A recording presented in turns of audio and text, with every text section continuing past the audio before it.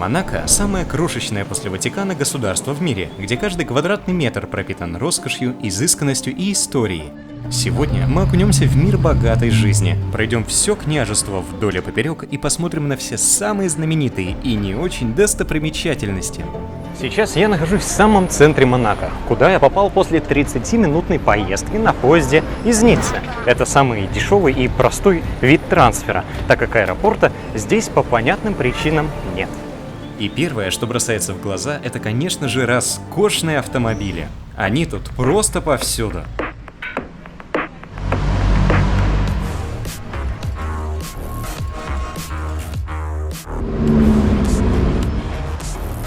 А это Lamborghini Revuelto. Фантастика.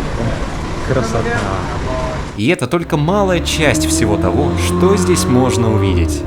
За мной проглядывается всемирно известное казино Монте-Карло.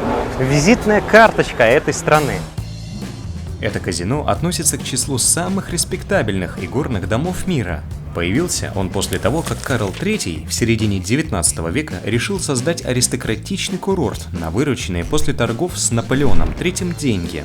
До обеда Монте-Карло можно посетить как обычный музей, достаточно лишь купить билет для входа. Кстати, еще одной особенностью Монте-Карло является то, что играть в казино имеют право только гости Монако. Гражданам это категорически запрещено.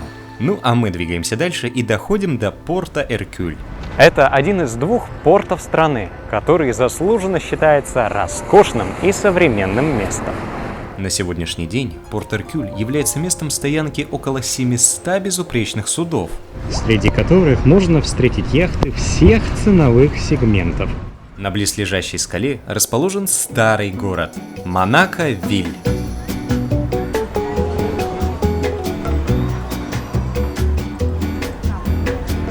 Пронизан живописными пешеходными дорожками, которые ведут к Дворцовой площади, где находится официальная резиденция княжеской семьи. Вот он, княжеский дворец.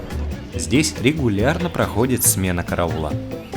Еще с края этой 60-метровой скалы открывается чудесный вид на западную часть страны, где находится розарий принцессы Грейс. Вот там. Выставка, открытая в 1984 году в честь принцессы. Все 3000 квадратных метров полностью засажены кустами роз, которых насчитывается около 4000, а общее количество растений в саду составляет целых 14 тысяч штук. Розарий и по сей день пополняется новыми сортами, которые называют в честь жителей княжеского дома. А вот, собственно говоря, и он. Это официальная резиденция правителей Монако, которая была основана как генуэзская крепость в 1191 году, после чего она многократно расширялась и перестраивалась. Интересное дополнение. Если над крышей большого дома общественного назначения развивается флаг, значит князь находится в пределах своих покоев. Точно так же на отвесной скале располагается океанографический музей, который по совместительству институт.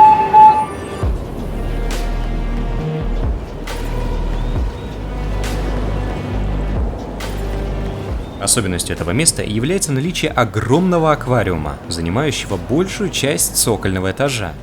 Цена билета 19 евро, а для тех, кто хочет сэкономить, в том числе и я, советую отправиться на соседний пляж Ларвотто. Несмотря на статус самого дорогостоящего пляжа, никто не сможет запретить вам абсолютно бесплатно искупаться в этой волшебной бухте Средиземного моря. Что я и сделал. Ну что, оценим водичку. Ну, теплая, но вообще не такая же прозрачная, как в Ницце. Небольшое разочарование. Может, подальше будет получше.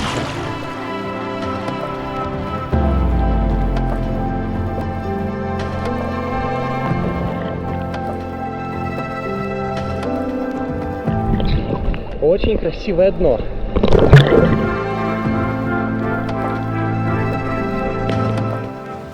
Сейчас цель — это сплавать вот сюда, за отбойник волн, так как там, по идее, уже будет что-то по-настоящему интересное. Не то, что на этом основном пляже. Поплыли?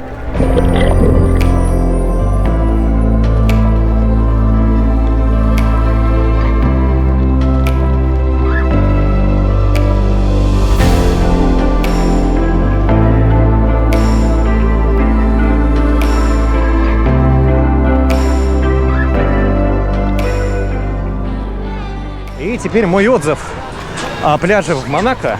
Честно, для меня лично это какое-то большое разочарование. Конечно, народу тут так же много, как и в Ницце, но вода вообще не такая же прозрачная. Я где-то читал, что здесь должен быть песок, но здесь все покрыто маленькими камушками. Так, а я прикол не понял. А это мелкая галька, а это не песок. Как-то неожиданно.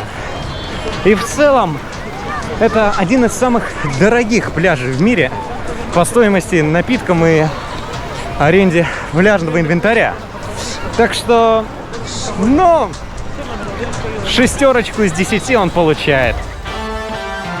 При площади чуть больше 2 квадратных километров население Монако составляет почти 40 тысяч человек, что ставит его на первое место в мире по плотности населения, с результатом в 19 тысяч человек на квадратный километр.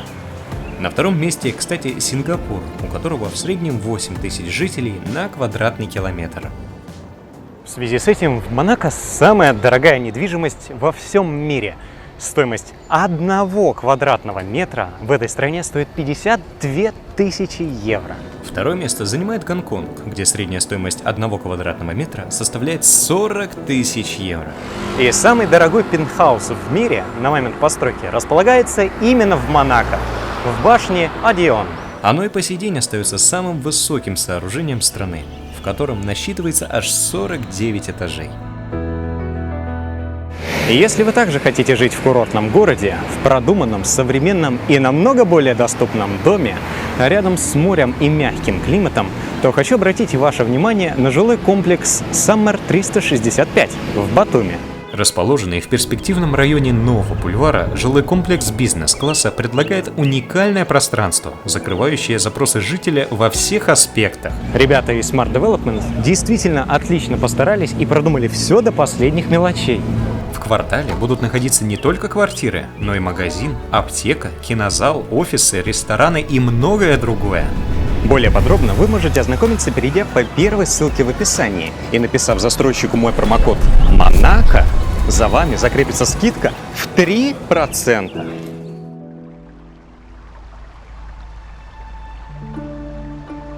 Наша следующая достопримечательность – подлинное произведение искусства японской садовой архитектуры.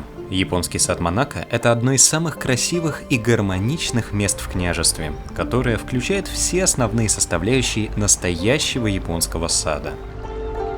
Камень, воду и растительность в самой изумительной гармонии, а также множество символичных элементов. Одно я могу сказать точно. Если вы будете в Монако, то посещение этого японского сада является обязательным для всех. Целых 17 месяцев команда дизайнеров кропотливо трудилась над решением сложных технических задач. И действительно, это того стоило. Получился настоящий шедевр. Найти его можно на проспекте Принцессы Грейс, всего в 300 метрах от пляжа. И, конечно же, не могу не упомянуть про экзотический сад, который раскинулся на холмах Монако. Говорят, что это царство роскошных и необычных растений, словно сошедших с полотен сюрреалистов. Но, к сожалению, я не смог его посетить, так как он временно закрыт. К счастью, открытие запланировано уже на 2025 год. Так что у вас такая возможность обязательно будет. И под конец, как это обычно бывает, пришло время подвести итог. В Монако я был ровно 1 день. И этого количества времени мне хватило, чтобы пройти всю страну целиком, с одного конца по другой. Что я считаю весьма неплохо, учитывая эту адскую невероятную жару. В тени было 30 градусов тепла.